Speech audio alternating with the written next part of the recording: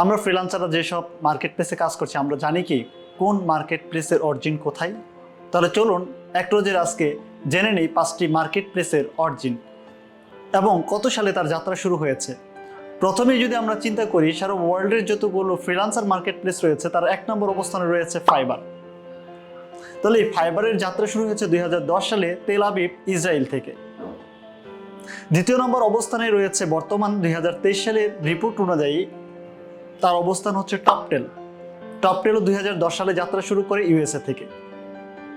3য় নম্বর অবস্থানে রয়েছে জুবলি প্রতিষ্ঠানটাও যাত্রা শুরু করে 2010 সাল থেকে, যে প্রতিষ্ঠানটা হচ্ছে অরিজিন হচ্ছে ইউক্রেন।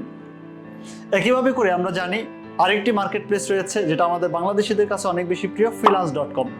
এই freelance.com এর যাত্রা শুরু হয়েছে অস্ট্রেলিয়া থেকে এবং তারা একাধিক দেশে তাদের কার্যক্রম পরিচালনা করছে ফ্রিল্যান্সারদেরকে দিয়ে।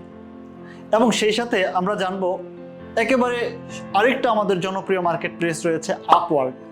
এই আপওয়ার্কের যাত্রা শুরু হয়েছে 2013 সালে এবং এটার পূর্ব নাম ছিল ওরেক্স।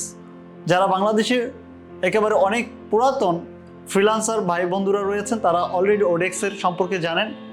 নতুন প্রজন্ম হয়তো ওডেক্সের নাম তেমনভাবে জানেন না। 2013 সালে ওডেক্স প্রতিষ্ঠানটা তার যাত্রা শুরু করে 2015 সালে এটা আপওয়ার্ক নামে আত্মপ্রকাশ করে। বর্তমান আপওয়ার্কের অবস্থান 2023 র্যাঙ্কিং অনুযায়ী সারা বিশ্বে 5 নম্বর অবস্থানে রয়েছেন।